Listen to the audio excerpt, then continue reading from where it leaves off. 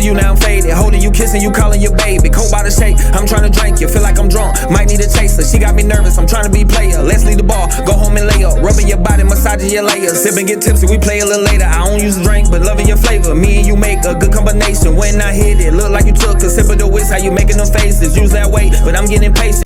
How you feel about this F the Streets movement that's going on right now? F the streets. F the streets.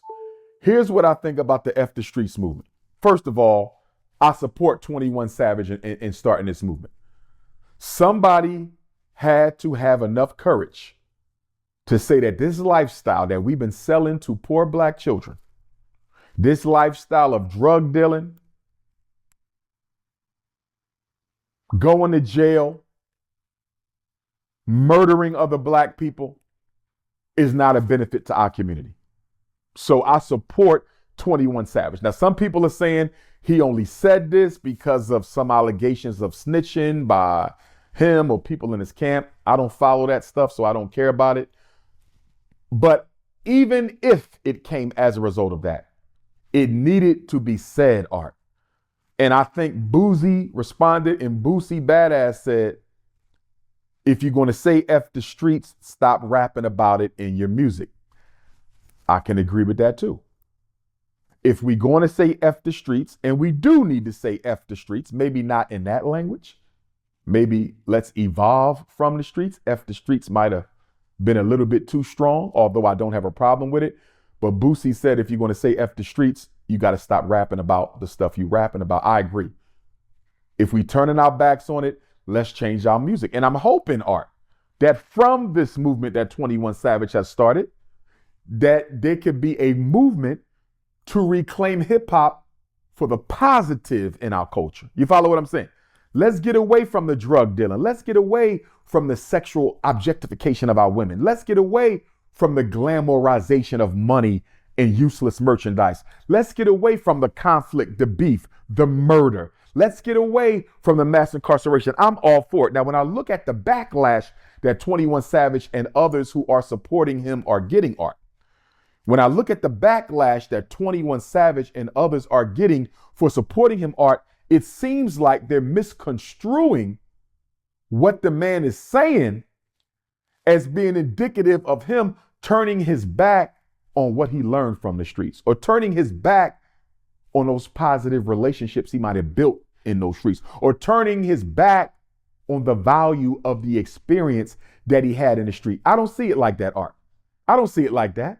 That's just like if I went to jail, Art. If I went to jail and I met a couple old heads who put me on game, or if I went to jail and I became a best friend with one of the brothers in there, or if I went to jail and I took that time to write a book and I got out of jail and that book made me a millionaire, that doesn't mean jail is a good thing.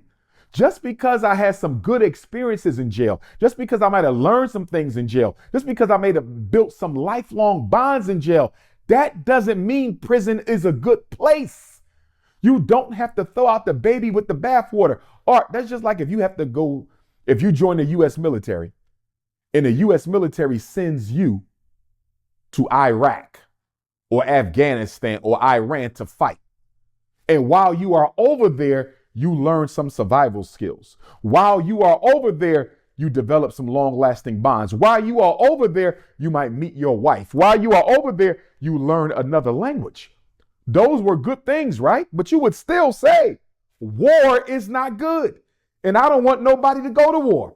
Even if you learn some good things in prison and had some good experiences in prison, you can still say, Art, prison is not a good place. So what I would say to all my brothers in the street, who I love and respect from coast to coast, and I get a lot of love in the streets, right? And I'm probably the most popular scholar of the brothers and sisters in the streets. But I would tell them, I don't believe the brother 21 Savage and those of us who stand with him, I don't believe what they're saying is forget the things that you learned, forget the people you met, forget the experiences you had. They're not saying that.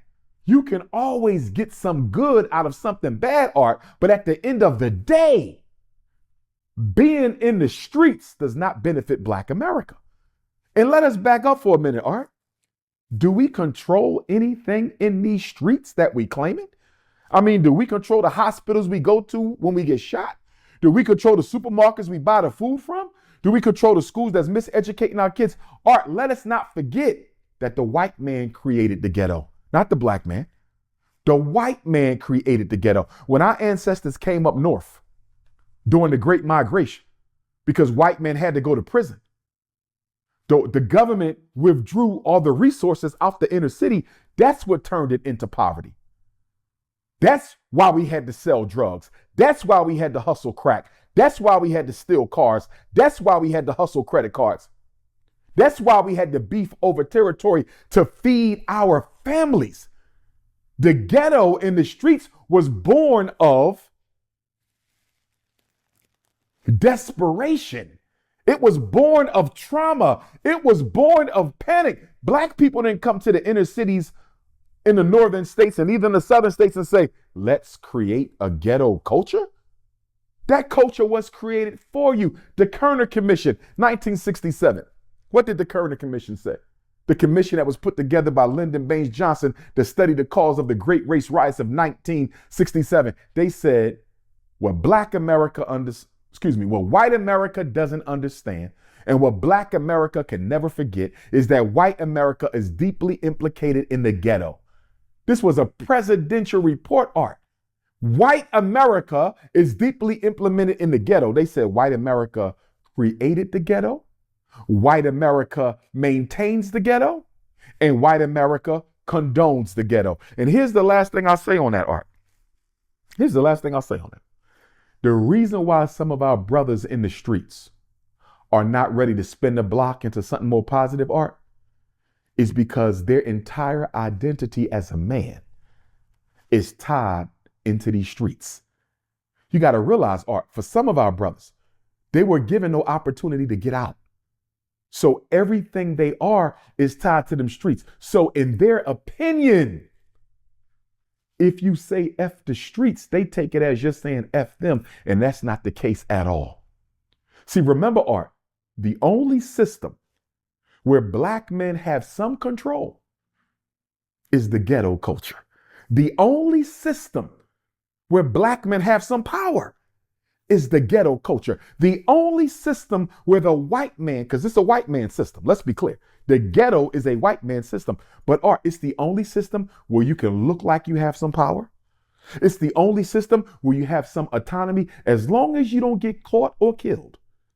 As long as you don't get caught by the police or killed by a rival, the ghetto system, the poverty system is the only place that the white man allows the black man to acquire some degree of control. He will let the drug dealer operate for a while. He will let the credit card scammers operate for a while.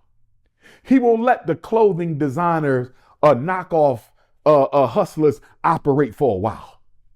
You see, he'll let the car thieves operate for a while. So in that ghetto culture, Art, a black man who never been in charge of something can feel like he's in charge. A black man who never had no power can feel like he has some power. A black man who's never had any authority can feel like he has some authority. Because remember now, a lot of us grew up and we saw the drug dealers. They were the kings of the hood, the flashiest cars. We didn't see that on Wall Street. We didn't see that in the public school. We didn't see that in the government jobs. We didn't see that in the community stores. The only place we saw a black man who looked like he was in charge and had it going on was those who was committing crimes, because that was the only thing the white man left him to do. So for a lot of black men, Art, they think this is the only way I can achieve power is illegally through the streets. And if we're going to say F the streets, and we should, let's create another ecosystem, Art. Let's create another ecosystem that allows black men from the streets to transition into a legal career or business opportunity in which they can feed their families. Because guess what, Art? At the end of the day, if you're not giving black men an opportunity to feed their families legally, the streets ain't going nowhere. The streets ain't going nowhere. So I'm hoping 21 Savage will convene a conference, Art, where he sits down with other entertainers and black celebrities and say, listen, if we want this movement to have some teeth, let's create an economic ecosystem that help these brothers transition from the corner until they own LLC corporation.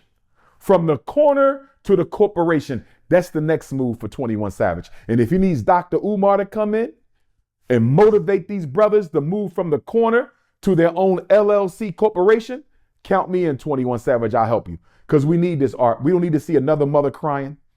We don't need to see another dead black man. We don't need to see another incarcerated father. We don't need to see another drug addicted girl or boy. We don't need to see another homeless person. If we're going to say F the streets, let's create that corner to the corporation movement. Black.